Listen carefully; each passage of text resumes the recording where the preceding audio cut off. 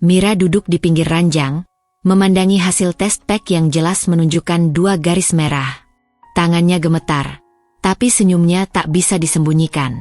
Di dalam tubuhnya, ada kehidupan yang sedang tumbuh. Sejak kecil, ia bermimpi membangun keluarga kecil yang hangat.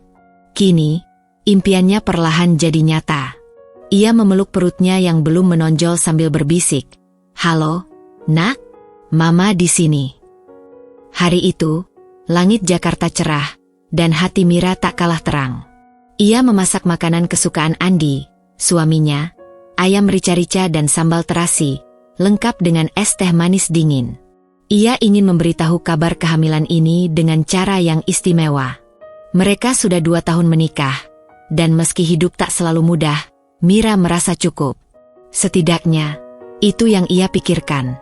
Ketika Andi pulang, Mira menyambutnya dengan senyum lebar. "Aku masak makanan favoritmu. Duduk dulu, ya. Aku ada kabar baik." Andi hanya mengangguk singkat dan langsung masuk kamar. Mira mengernyit, tapi mencoba maklum. Mungkin hari ini Andi lelah. Beberapa bulan belakangan, Andi memang sering pulang larut, katanya sibuk proyek kantor.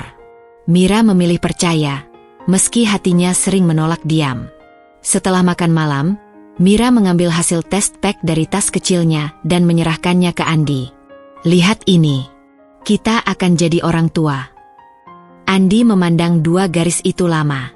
Reaksinya datar, senyumnya tipis, dan ucapannya singkat.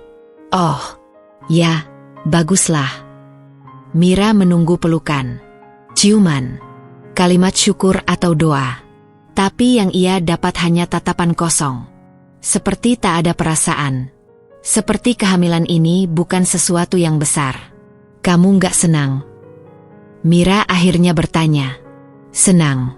Cuma, ya, banyak pikiran aja, Mir. Nggak semua orang bereaksi heboh soal beginian." Mira diam. Malam itu, ia tidur membelakangi Andi, sambil memeluk perutnya sendiri. Bahagianya terasa rapuh. Seperti balon yang mengembang terlalu cepat dan siap pecah kapan saja. Hari-hari berikutnya, perasaan Mira tak berubah. Ia mencoba mengalihkan perhatian pada janinnya. Ia membaca buku kehamilan, ikut senam hamil daring, dan menulis jurnal untuk anak yang belum lahir. Tapi bayangan Andi yang semakin jauh terus menghantuinya. Andi tak lagi memegang perutnya seperti dulu. Tak pernah bertanya soal kandungan, atau sekadar menemaninya ke dokter. Setiap Mira ingin berbicara tentang rencana ke depan, Andi selalu sibuk. Entah kerjaan, entah rapat, entah keluar kota. Telepon sering tak diangkat, pesan hanya dibalas singkat. Sesekali Andi bahkan tidur di luar dengan alasan lembur. Mira tak ingin berpikiran buruk. Ia belajar menjadi istri yang sabar. Tapi ada sesuatu yang mengganjal. Seperti duri kecil yang tertanam di bawah kulit. Tak terlihat, tapi perih. Puncaknya terjadi di suatu sore. Mira sedang membersihkan kamar ketika ia tak sengaja menemukan sebuah nota dari restoran mahal di dalam saku jaket Andi. Di bagian bawah tertulis, "Untuk Rani, terima kasih sudah menemaniku malam ini."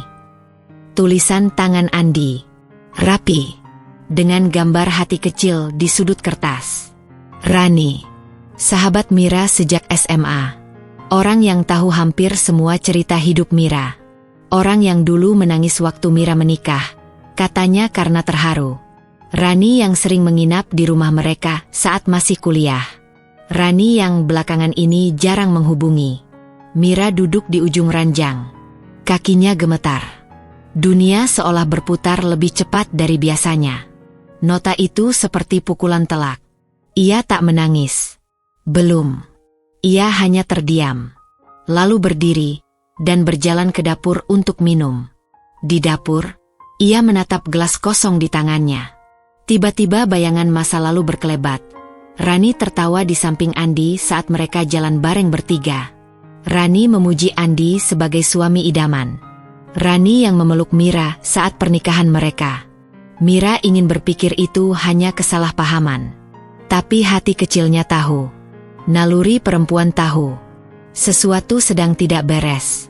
Ia mulai mengingat hal-hal kecil yang dulu ia abaikan.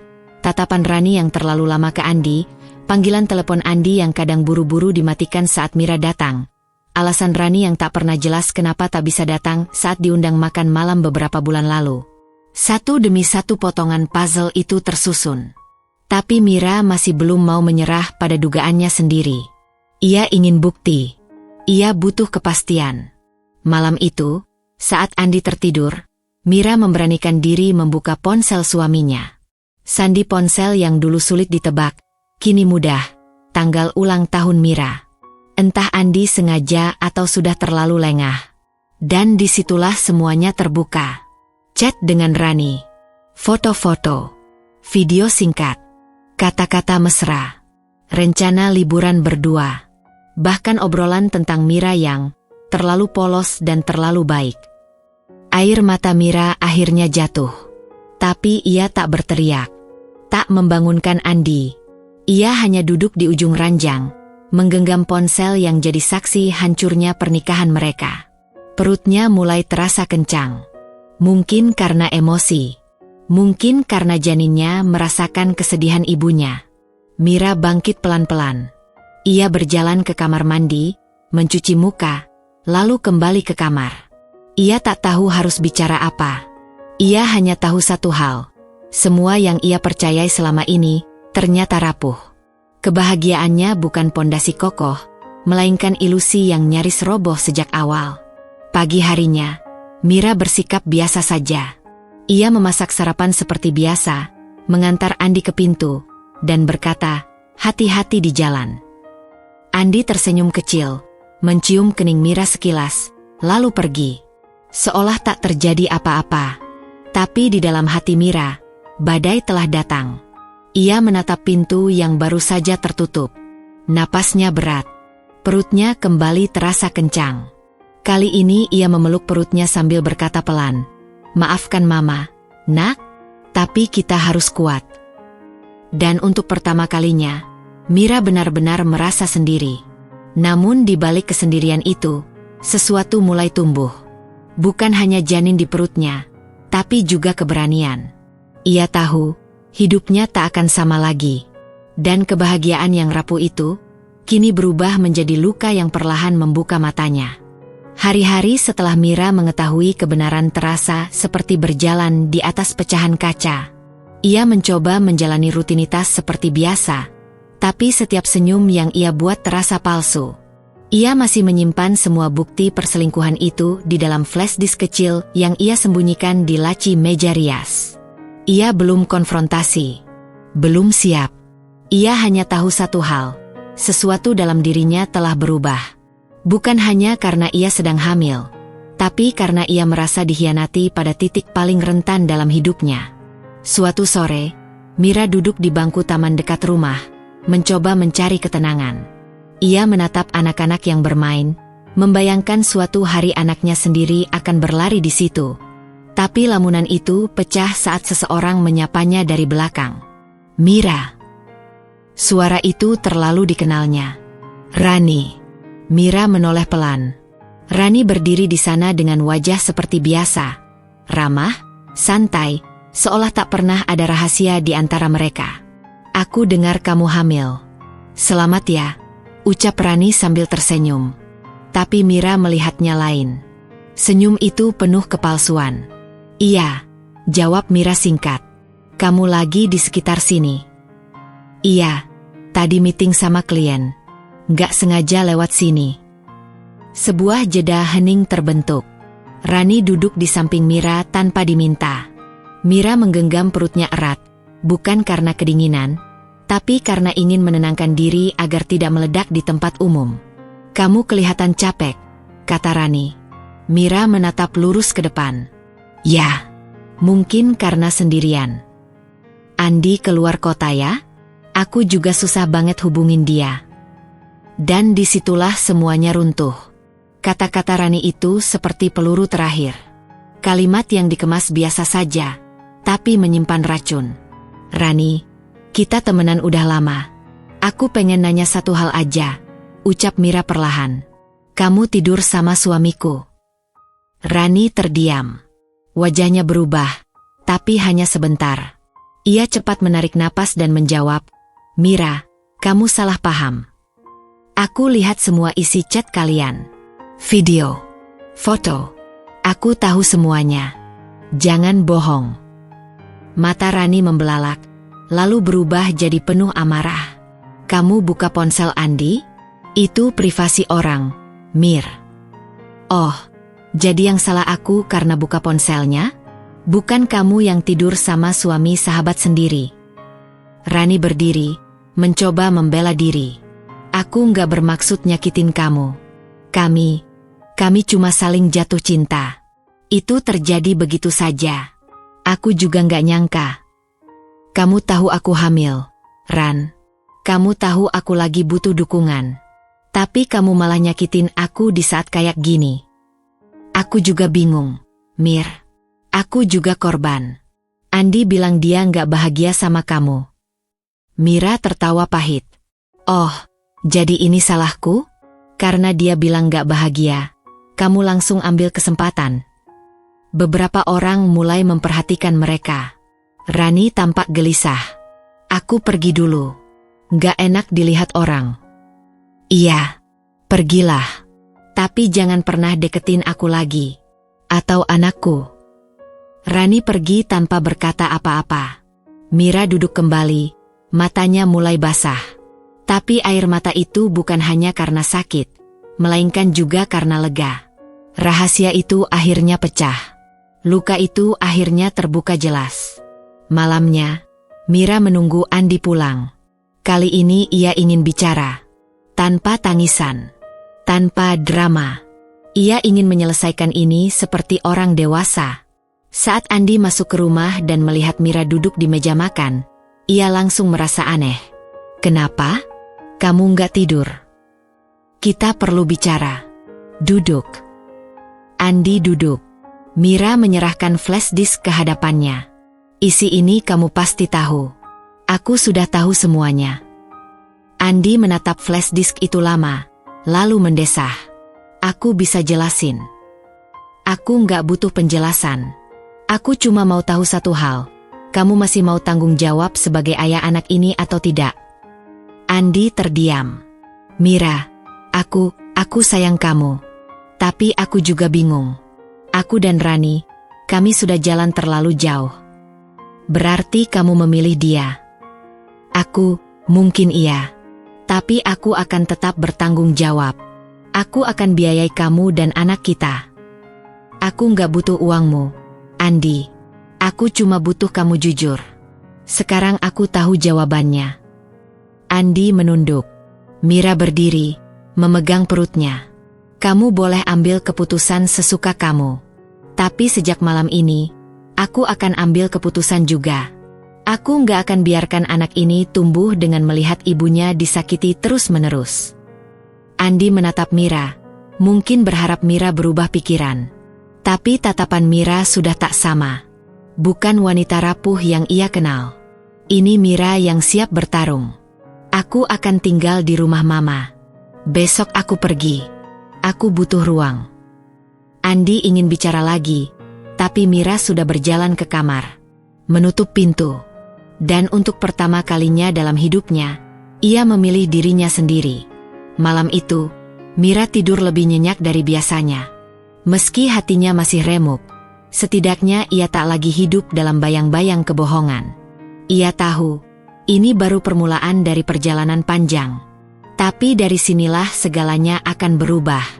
Pagi itu, langit Jakarta mendung. Seakan mengerti isi hati Mira yang kacau dan penuh tanya. Ia berkemas dalam diam, membereskan baju-bajunya ke dalam koper kecil yang dulu dibeli bersama Andi, saat mereka berencana bulan madu ke Bali. Lucunya, koper itu baru dipakai sekali. Dan sekarang, Mira memakainya untuk pergi meninggalkan rumah yang semula ia anggap sebagai tempat pulang. Ia tidak menangis. Mungkin karena air matanya sudah kering. Atau mungkin karena ia merasa, kalau terlalu banyak menangis, janinnya akan ikut merasa terluka. Mama Mira, Bu Sulastri, datang menjemput dengan mobil kecil tuanya. Perempuan parubaya itu tak banyak bicara. Hanya menggenggam tangan anaknya saat melihat wajah Mira yang pucat. Tatapan itu cukup untuk mengatakan, "Kamu tidak sendiri." Andi tidak ada di rumah saat Mira pergi. Mungkin sengaja menghindar. Mungkin merasa bersalah. Mungkin juga lega. Perjalanan menuju rumah Mama terasa panjang. Mira duduk di kursi penumpang depan, memandangi jalanan yang basah oleh hujan. Mobil-mobil berlalu lalang. Orang-orang tetap sibuk dengan hidup mereka. Dunia terus berjalan, meskipun hatinya baru saja runtuh. Setibanya di rumah Mama, Mira disambut dengan pelukan hangat. Rumah sederhana itu kini menjadi tempat barunya. Tempat ia akan memulai ulang, bersama anak yang sedang tumbuh dalam rahimnya. Malam itu, setelah makan malam seadanya, Mama duduk di samping Mira. "Jadi, kamu mau cerai?" tanya Mama pelan. Mira terdiam. Pertanyaan itu menggantung di udara. "Aku belum tahu, Ma. Aku cuma tahu aku nggak bisa hidup dengan seseorang yang sudah mengkhianati aku segitu dalamnya. Tapi, anak ini juga butuh ayah. Aku bingung." Mama mengangguk. "Mama nggak mau maksa kamu. Tapi Mama tahu kamu kuat. Dan Mama yakin, apapun keputusan kamu, itu yang terbaik." Malam itu Mira tidak bisa tidur. Ia duduk di ranjang, mengelus perutnya. "Nak, kamu pengen punya ayah nggak?" bisiknya. Seakan bayi itu bisa menjawab. Pagi-pagi, Mira menuliskan semua pertimbangannya dalam sebuah buku. Ia membuat 2 kolom, tinggal dan bertahan, serta pergi dan mulai ulang. Di sisi pertama, ia tuliskan, anak punya keluarga utuh, tak perlu repot cari nafkah sendiri, masih bisa tinggal di rumah sendiri. Tapi di bawahnya, ia tambahkan, hati terus terluka, kepercayaan sudah hilang, Andi dan Rani bisa kembali menyakiti. Di kolom kedua, harus bekerja keras dari nol, akan menghadapi hidup sendirian, tapi punya kendali atas hidupnya sendiri, bisa bahagia tanpa takut dikhianati lagi, dan bisa membesarkan anak dalam cinta tanpa kebohongan. Kolom itu tak memberinya jawaban, tapi cukup untuk membuatnya yakin. Apapun risikonya, ia harus memilih dengan sadar. Hari-hari berikutnya Mira lebih banyak diam. Ia mulai konsultasi ke bidan dekat rumah, memperhatikan pola makan, dan mencoba istirahat lebih banyak. Tapi tiap malam, pikirannya kembali berputar. Suatu siang, Andi datang. Ia berdiri di depan pagar rumah, membawa sekotak buah dan wajah penuh kebingungan. Mama mempersilakan masuk, tapi dengan tatapan dingin. Mira duduk di ruang tamu, melihat laki-laki yang dulu ia cintai kini terlihat seperti orang asing. "Aku kesini bukan mau bertengkar," kata Andi pelan. "Aku juga nggak mau bertengkar," balas Mira. "Tapi aku juga belum bisa lupa semuanya. Aku sadar aku salah. Aku nggak bisa mundurin waktu.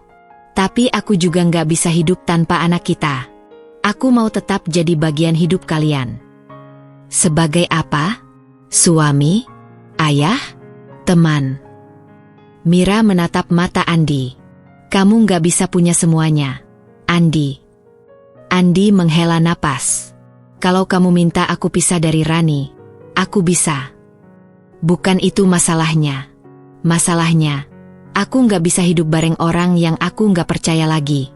Aku butuh rasa aman, buat aku dan anakku." Andi tidak menjawab. Mira tahu Andi juga lelah. Tapi ia juga tahu, ini bukan tentang siapa yang lebih lelah. Ini tentang siapa yang berani mengambil keputusan. Setelah Andi pulang, Mira kembali merenung. Hari demi hari berlalu. Perutnya makin membesar. Semangatnya naik turun. Kadang ingin bertahan, kadang ingin lari sejauh mungkin. Sampai suatu malam, Mira mimpi buruk. Dalam mimpinya, ia melihat anaknya menangis di pojok ruangan, sementara suara teriakan orang tuanya menggema di luar. Ia terbangun dengan keringat dingin, napas terengah. Malam itu, ia tahu apa jawabannya. Pagi harinya, Mira duduk di meja makan bersama Mama. "Ma, aku mau cerai." Mama hanya mengangguk pelan. "Mama tahu kamu akan sampai ke sini." "Aku takut." Tapi aku lebih takut anakku tumbuh di rumah yang gak sehat. Aku mau dia lihat ibunya bahagia, meski harus susah dulu. Dan hari itu, Mira pergi ke pengadilan agama untuk berkonsultasi. Ia belum resmi mengajukan, tapi sudah membuat rencana. Surat-surat mulai disiapkan. Mira tahu, ini bukan akhir, tapi permulaan. Malam harinya, ia menulis di jurnalnya. Aku memilih pergi, bukan karena aku lemah, tapi karena aku ingin kuat. Aku ingin anakku tahu, ibunya tidak membiarkan dirinya disakiti. Aku ingin anakku bangga, bahwa ibunya berani memilih jalan yang benar, meski sulit. Itulah keputusan berat yang akhirnya diambil Mira. Bukan dengan amarah, bukan dengan dendam, tapi dengan cinta. Untuk dirinya sendiri, untuk anaknya, untuk masa depan yang lebih jujur dan tenang. Hari-hari pertama setelah keputusan itu terasa asing. Mira kini benar-benar sendiri. Tidak lagi ada suara laki-laki yang mendengkur di sampingnya. Tidak ada lagi rutinitas menyiapkan kopi pagi. Rumah mama memang hangat, tapi tetap saja bukan rumahnya sendiri. Ia merasa seperti sedang menumpang dalam hidup orang lain, walaupun mama tak pernah memperlakukannya seperti itu. Kehamilannya memasuki trimester kedua. Tubuhnya mulai berat, pergelangan kaki kadang membengkak, dan ia lebih mudah lelah. Tapi tak ada tangan yang siap memijat, tak ada suara yang menenangkan ketika perutnya kram di malam hari. Semua harus ia hadapi sendiri. Mama membantu sebisanya, tapi usia dan penyakit sendi membuat gerak mama terbatas. Mira pun tak mau merepotkan. Ia mencoba kuat. Setiap hari ia bangun pagi, membereskan rumah, memasak, lalu membaca buku-buku motivasi yang ia pinjam dari perpustakaan kelurahan. Buku-buku itu menjadi teman barunya. Tapi rasa sepi itu tetap datang. Diam-diam. Pelan, tapi menghantam. Kadang malam-malam Mira menangis diam-diam. Menangisi rasa hampa, menangisi impian yang hancur, menangisi kehadiran yang tidak lagi ada. Sering pula ia merasa takut. Takut tidak bisa membesarkan anaknya sendirian. Takut jatuh miskin. Takut anaknya tidak bahagia. Ada satu malam yang tak akan Mira lupakan. Ia terbangun karena sakit di perut bagian bawah. Jam menunjukkan pukul 2 pagi. Ia meraba perutnya sambil berbisik, "Nak, kamu baik-baik aja, ya?" Pelan-pelan ia berdiri, membangunkan mama, dan mereka segera pergi ke klinik bersalin. Di sana, bidan mengatakan bahwa itu kontraksi palsu, karena kelelahan dan stres. Mira tertunduk. Rasa bersalah menyeruak. Ia sadar, kesepiannya bukan hanya menyakitinya, tapi juga anaknya. Sejak hari itu, Mira mulai mengubah cara pikirnya. Ia tak bisa membiarkan diri larut dalam kesedihan. Ia harus bangkit, bukan hanya untuk dirinya, tapi untuk bayi dalam kandungannya. Ia mulai mencari kegiatan. Lewat grup ibu hamil di media sosial, Mira tahu tentang pelatihan membuat kerajinan tangan yang diselenggarakan oleh komunitas lokal. Ia pun mendaftar. 2 kali seminggu, ia naik ojek ke balai kelurahan, belajar membuat hiasan dinding dari benang dan kayu bekas. Tangannya mulai sibuk. Dan di tengah kesibukan itu, perlahan hatinya mulai tenang. Di tempat pelatihan itu, Mira bertemu banyak perempuan yang juga sedang berjuang.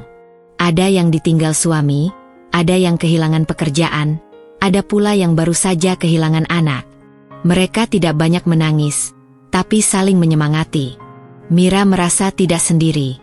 Ia bukan satu-satunya perempuan yang terluka, tapi menolak menyerah. Setiap pulang dari pelatihan, Mira membawa hasil karyanya.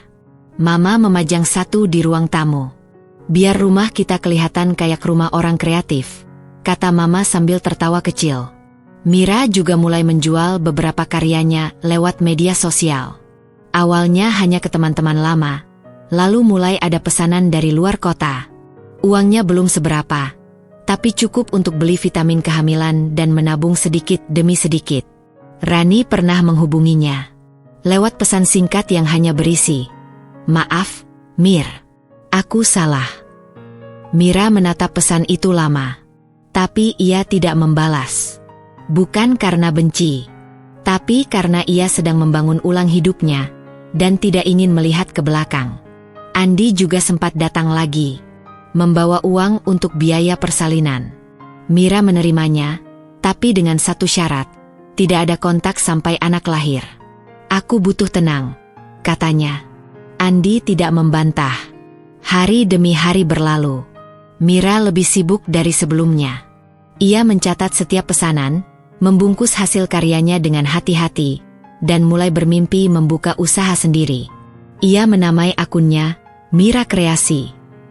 Sederhana, tapi punya makna. Mira ingin hidupnya juga menjadi kreasi ulang dari luka yang pernah ia alami. Menjelang bulan ke-8, Mira sempat jatuh pingsan saat mengepak barang. Untung Mama cepat membawanya ke bidan. Dokter menyarankan untuk lebih banyak istirahat. Tapi Mira masih memikirkan satu hal. Bagaimana caranya agar setelah anak lahir, ia tetap bisa mencari penghasilan. Dalam diam, ia menyusun rencana. Ia membuat daftar kebutuhan bayi, menghitung semua tabungannya, dan mulai menyusun proposal kecil untuk usaha. Ia yakin, tak ada yang mustahil jika ia bersungguh-sungguh. Satu sore, saat sedang membungkus pesanan, Mira melihat foto USG bayi yang ia tempel di dinding kamar. Senyumnya mengembang. Kita nggak sendiri, Nak. Kita punya Mama. Kita punya masa depan. Dan kita akan baik-baik saja.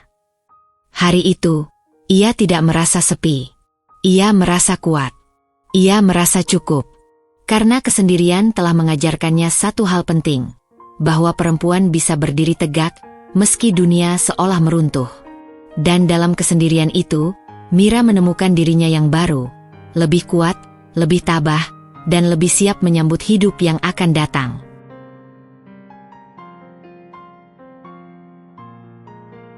Pagi itu, matahari bersinar malu-malu di balik tirai kamar kontrakan kecil Mira. Di sampingnya, Dita masih terlelap, wajahnya damai, napasnya teratur. Usianya baru 2 bulan. Dan setiap kali Mira menatap wajah mungil itu, ia merasa seperti diingatkan akan alasan mengapa ia harus terus bangkit. Setelah persalinan, Mira sempat beristirahat total selama 3 minggu. Mama menemaninya, membantu menjaga Dita, dan mengurus keperluan rumah. Tapi setelah itu, semua kembali pada Mira. Mama harus pulang ke kampung, dan sejak saat itu, Mira benar-benar sendiri. Mira tahu ia tak bisa terus bergantung pada bantuan orang. Simpanan uangnya makin menipis. Ia butuh penghasilan tetap. Tapi membawa bayi kemana-mana, apalagi untuk bekerja, bukan perkara mudah. Sambil menyusui Dita, Mira memikirkan satu hal, usahanya. Dulu ia pernah memulai dari nol. Sekarang, ia yakin bisa mulai dari titik yang lebih rendah sekalipun. Ia membuka catatan lama. Daftar pelanggan, ide-ide desain, dan strategi pemasaran yang sempat ia tulis. Dengan modal tersisa, Mira membeli beberapa bahan dasar untuk membuat kerajinan hiasan dinding. Ia memilih desain yang bisa ia kerjakan sambil menjaga Dita di rumah. Setiap malam, setelah Dita tidur, Mira bekerja pelan-pelan. Tangannya terampil, meski sesekali harus berhenti karena bayi terbangun dan menangis. Mira juga mulai kembali aktif di media sosial. Ia membagikan kisah singkat perjuangannya sebagai ibu tunggal sambil memamerkan desain baru karyanya. Ia tak menyangka, respons warganet begitu positif. Banyak ibu-ibu yang merasa terinspirasi dan ikut memesan produknya. Salah satu pesanan datang dari seorang pengusaha wanita yang tertarik dengan cerita hidup Mira. Ia memesan puluhan hiasan dinding sebagai hadiah bagi para staf perempuannya yang baru melahirkan. Orderan itu menjadi titik balik. Mira kemudian menciptakan nama brand untuk usahanya. Dari hati, untuk hati. Ia mencetak label sederhana dan membungkus setiap pesanan dengan kertas coklat dan pita buatan sendiri. Semua dikerjakan dengan cinta. Tentu saja tak semua berjalan mulus. Ada hari-hari di mana Dita sakit dan Mira tak bisa memenuhi tenggat.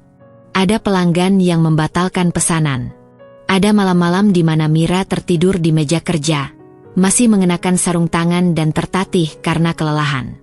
Tapi semangat itu tak padam. Setiap tawa kecil Dita saat ia bangun pagi adalah bahan bakar yang menghidupkan kembali harapan dalam dada Mira. Suatu hari, tetangganya, Bulia, mampir dan melihat hasil karya Mira. "Ini cantik-cantik banget, Mir. Kenapa nggak coba jual di pameran UMKM kelurahan bulan depan?" Mira sempat ragu. Ia tak pernah ikut pameran, apalagi membawa bayi ke acara ramai. Tapi Bulia menawarkan bantuan. "Kamu bisa titip booth ke saya. Nanti saya bantu jualin." Pameran itu membawa dampak luar biasa. Produk Mira menarik perhatian seorang distributor perlengkapan rumah tangga. Mereka mengajak kerjasama, menawarkan pembelian dalam jumlah besar setiap bulan. Mira hampir tak percaya. Tapi ia tahu, keajaiban tak datang tiba-tiba. Itu buah dari malam-malam panjang, dari tetes keringat yang tak terlihat orang, dari air mata yang jatuh diam-diam, dan dari hati yang tak pernah menyerah. 3 bulan berlalu, usaha Mira stabil. Ia pindah ke rumah kontrakan yang sedikit lebih besar. Dita tumbuh sehat dan mulai belajar tengkurap. Setiap malam, Mira menyanyikan lagu pengantar tidur sambil menatap langit-langit rumah baru mereka. Bukan rumah mewah, tapi di sana ada tawa, harapan, dan masa depan yang sedang mereka bangun berdua.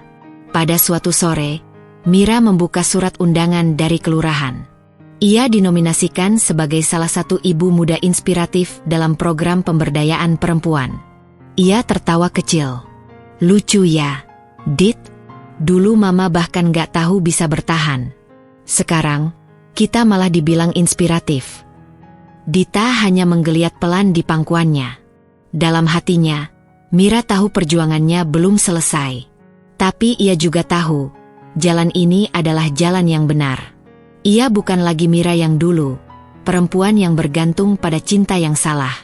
Sekarang, ia adalah ibu yang kuat, perempuan yang mandiri, dan pejuang yang tak takut untuk memulai dari awal. 3 bulan sejak usahanya stabil, Mira mulai merasakan ritme baru dalam hidupnya. Hari-harinya penuh kesibukan tapi menyenangkan. Merawat Dita, mengurus pesanan, menjawab chat pelanggan, dan mengatur keuangan. Walau kadang tubuhnya kelelahan, Mira merasa hidupnya mulai menemukan bentuk yang ia inginkan. Namun, seperti kata orang, semakin tinggi pohon tumbuh, semakin kencang angin menerpa.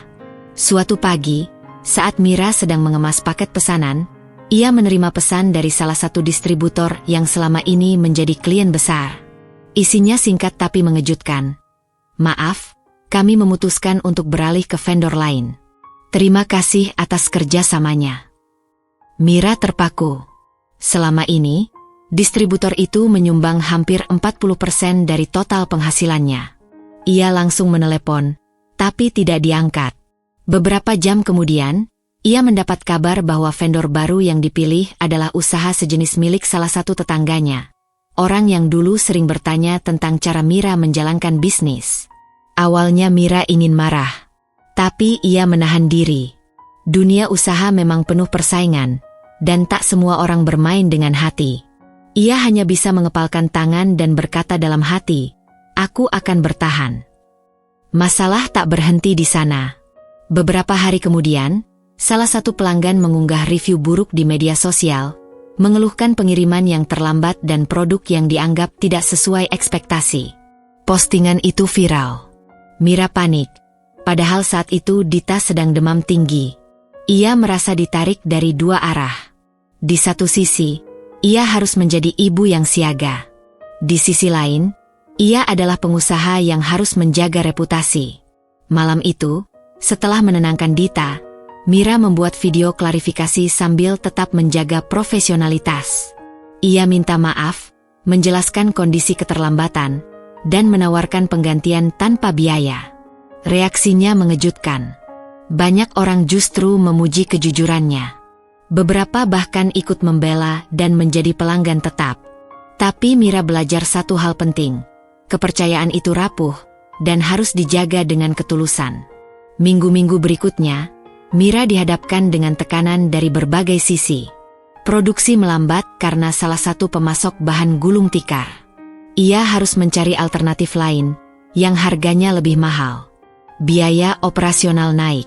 Dita mulai aktif dan butuh perhatian lebih, membuat waktu kerja Mira makin terbatas. Pernah suatu malam, saat semua berjalan tidak sesuai rencana, Mira menangis sambil duduk di lantai dapur. Tangannya masih berlumur cat dari produk yang belum selesai. Dita tertidur di kamar, dan dunia terasa sangat sunyi. Mira merasa seperti kembali ke titik nol. Kenapa harus sesulit ini? Lirihnya. Tapi saat ia menatap satu-satunya foto yang tergantung di dinding, foto dirinya dan Dita saat pameran pertama, ia kembali berdiri. Ia sadar, jalan ini tak dijanjikan mudah. Tapi yang penting, ia tidak berjalan mundur. Di tengah semua tekanan itu, Mira mendapat undangan untuk mengikuti pelatihan UMKM skala provinsi. Pelatihan ini bisa memberinya akses ke jaringan baru, bantuan modal, dan ilmu untuk mengembangkan bisnis. Tapi syaratnya, ia harus mengikuti sesi penuh selama 5 hari di luar kota. Mira bimbang. Siapa yang akan menjaga Dita? Bu Lia kembali datang sebagai penyelamat. Kalau kamu percaya sama saya, biar Dita tinggal sama saya selama kamu pelatihan. Gak usah khawatir, dia udah kayak cucu sendiri. Mira memeluk Bu Lia sambil menangis. Pelatihan itu membuka matanya. Ia belajar cara memasarkan produk lewat platform digital yang lebih luas, cara menghitung biaya produksi lebih efisien, dan strategi menghadapi persaingan. Ia juga bertemu sesama pelaku usaha kecil yang punya cerita perjuangan luar biasa. Sepulang dari pelatihan, semangat Mira menyala lagi. Ia merevisi sistem usahanya, membuat katalog digital, mengatur ulang harga, dan mulai merekrut 2 ibu rumah tangga di sekitar rumah untuk membantunya. Ia ingin usahanya tidak hanya bertahan, tapi juga memberdayakan. Sebulan kemudian, Mira berhasil mendapatkan kembali pelanggan-pelanggan yang sempat pergi. Ia juga mulai mendapat orderan dari luar kota. Bahkan, ia diminta mengisi seminar daring untuk membagikan kisahnya. Namun, Mira tidak pernah lupa bahwa semua pencapaian itu datang dari proses jatuh bangun. Dari luka dan peluh. Dari air mata dan tekad. Dan di tengah segala ujian dan rintangan, Mira menemukan bahwa keberhasilan bukan tentang tak pernah gagal, tapi tentang bagaimana bangkit setiap kali jatuh. Kini, setiap malam sebelum tidur, Mira menulis satu kalimat di buku jurnalnya. Hari ini tidak mudah, tapi aku tetap berdiri. Dan itu sudah lebih dari cukup. Tahun ketiga sejak kepergian dari rumah Andi, Mira berdiri di depan cermin besar dalam sebuah galeri pameran produk UMKM. Gaun sederhana berwarna biru langit membalut tubuhnya, dan senyumnya tak bisa disembunyikan. Di belakangnya, stan pameran kecil dengan nama Dita Craft berdiri megah, dihiasi berbagai karya tangan yang penuh warna dan makna. Di sekelilingnya, pengunjung datang silih berganti. Ada yang bertanya soal produk, ada yang membeli, dan tak sedikit yang ingin sekadar berfoto bersama Mira, perempuan muda yang kisahnya sempat viral di media sosial karena keberaniannya membangun usaha dari nol sambil membesarkan anak seorang diri. Mira tak lagi sama. Dita Craft kini punya 5 pegawai tetap. 2 di antaranya adalah janda kepala keluarga yang selama ini kesulitan mendapat penghasilan tetap. Produknya merambah ke berbagai kota besar, bahkan mulai dikirim ke luar negeri lewat pesanan daring. Namun, di tengah gemerlap keberhasilan, Mira sadar ada satu ujian tersisa yang belum sepenuhnya ia taklukkan, hatinya sendiri. Setiap kali melihat pencapaian, ada satu bisikan halus yang menggodanya. Ini saatnya kamu tunjukkan pada mereka. Balas mereka dengan keberhasilanmu. Dan, mereka, itu tak lain adalah Andi dan Rani. Tak jarang Mira membayangkan bertemu mereka secara tiba-tiba. Dalam imajinasinya, ia berdiri anggun dan percaya diri, sementara mereka menunduk malu. Ia membayangkan Rani akan menyesal, Andi akan meminta maaf, dan dirinya akan tersenyum puas. Tapi imajinasi itu hanya tinggal di kepala. Sebab dalam kenyataannya, Mira tahu, dendam tidak pernah benar-benar menyembuhkan. Ia hanya membuat luka tetap basah, tak pernah kering. Suatu hari, Mira sedang duduk di kafe kecil dekat rumah, menulis jurnal sambil mengawasi Dita yang bermain gelembung sabun bersama anak-anak tetangga. Seorang wanita muda duduk di meja sebelah, memperhatikan Dita. "Anaknya pintar ya, Kak. Lucu banget," katanya. Mira tersenyum. "Iya, dia penyemangat hidup saya." "Maaf, Kak, tapi kakak kayaknya familiar. Pernah masuk media sosial nggak sih? Yang punya usaha Dita Craft." Mira mengangguk, agak malu. "Wah, saya salah satu pelanggan. Kak, produk kakak bagus banget. Saya ikut seminar kakak waktu daring tahun lalu. Inspirasinya luar biasa." Percakapan itu membuat Mira tertegun. Ia tidak pernah sadar bahwa perjuangannya diam-diam memberi semangat pada orang lain. Bahwa keberhasilannya bukan hanya milik dirinya dan Dita, tapi juga menjadi cahaya bagi banyak perempuan lain yang ingin bangkit. Malam harinya, Mira membuka jurnal lamanya. Di halaman pertama, tertulis sebuah kalimat yang ia tulis di hari pertama ia mulai usaha. "Aku tidak ingin membalas. Aku hanya ingin membuktikan bahwa aku bisa bertahan." Air matanya menetes pelan. Ia sadar, ia sudah jauh melampaui sekadar bertahan. Ia telah menang. Bukan atas orang lain, tapi atas rasa sakit yang dulu hampir menghancurkannya. Esok harinya, Mira diundang menjadi pembicara di sebuah acara televisi lokal. Ia hampir menolak, tapi produser meyakinkannya bahwa kisahnya bisa menyentuh lebih banyak orang. Acara itu berjalan lancar, dan Mira berbicara dengan tenang dan hangat. Ia tidak menyebut nama siapapun, tidak menyalahkan siapapun. Ia hanya menceritakan perjalanannya, kejatuhannya, dan bagaimana ia bangkit. Saat acara berakhir, produser mendekatinya. "Mbak Mira, ada tamu yang ingin bertemu sebentar.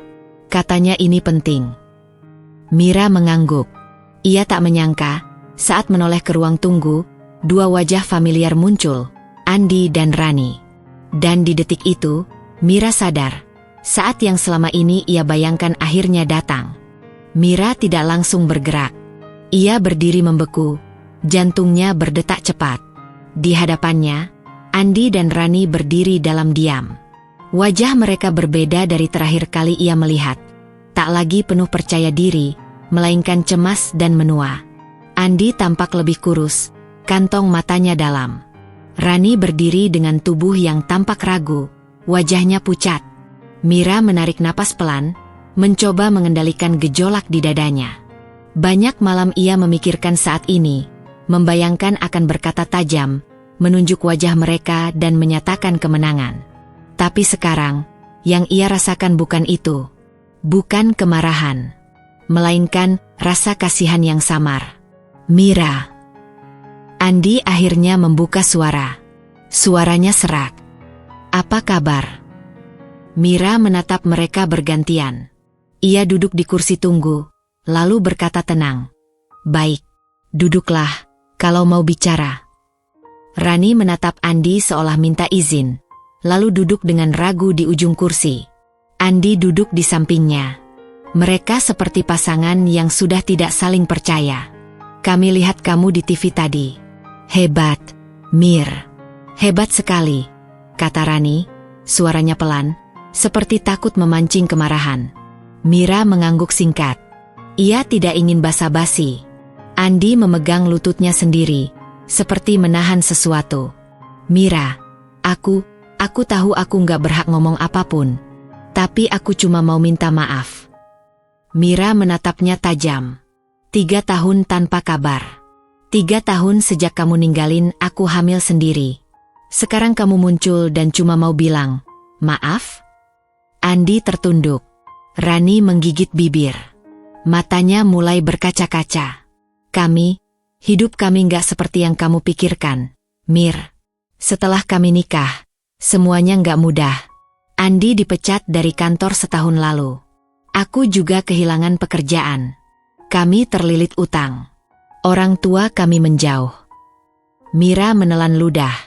Ada bagian dari dirinya yang terkejut, tapi tidak puas. Ia bukan tipe orang yang bersenang-senang melihat penderitaan orang lain.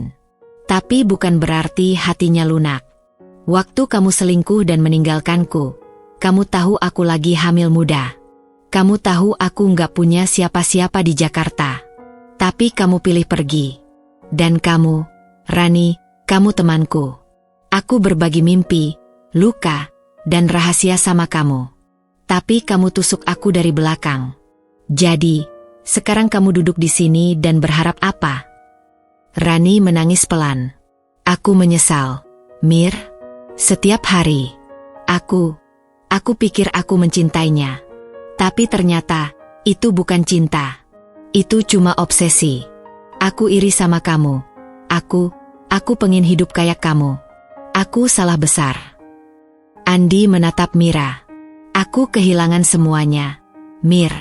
Dan belakangan ini aku cuma kepikiran satu hal. Kamu. Bukan karena kamu sukses. Tapi karena kamu tetap kuat. Aku iri.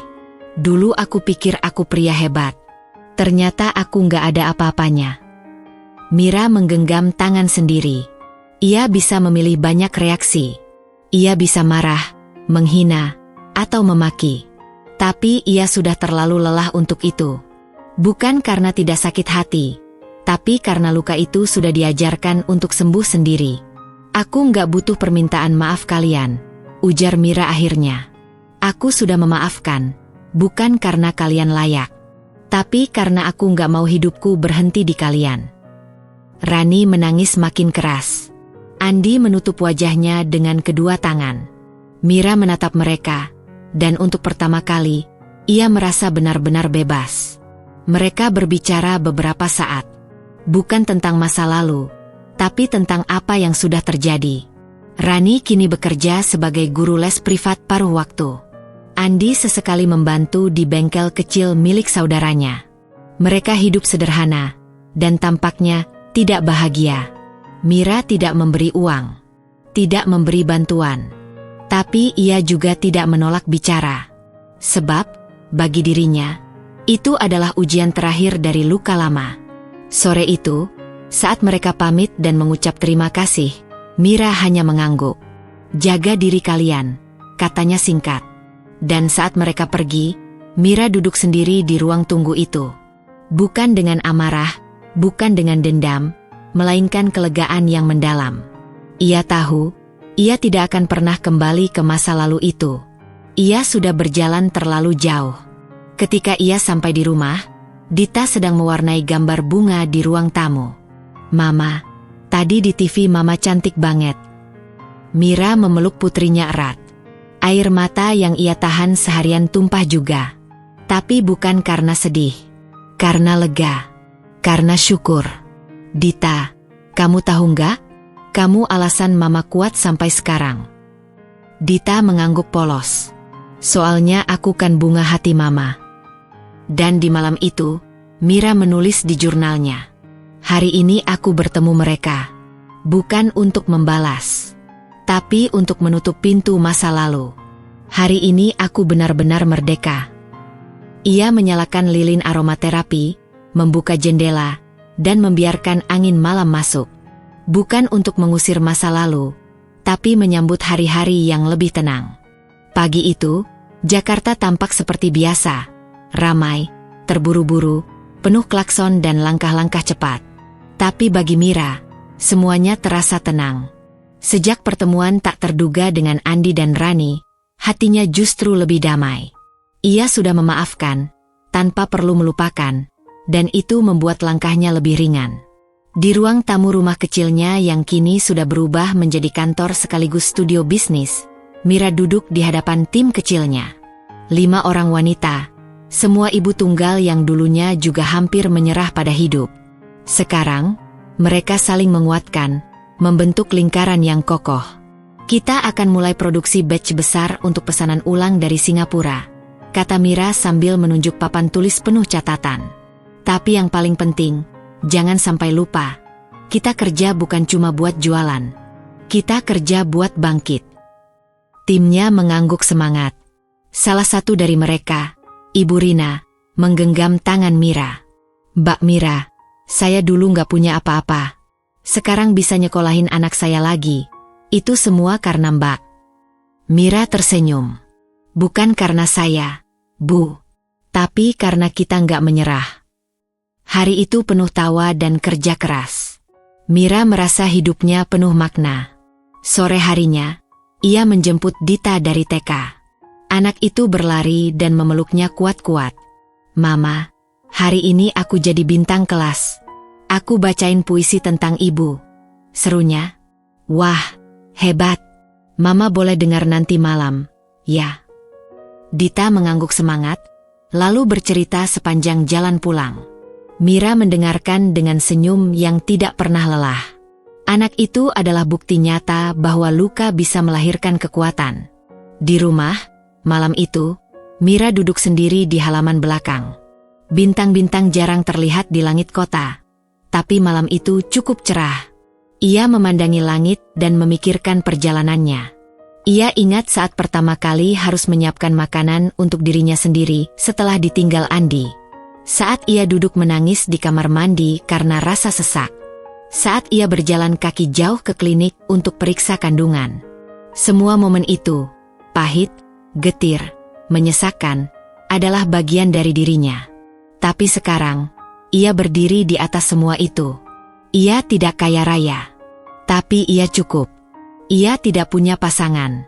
Tapi ia punya anak yang mencintainya tanpa syarat.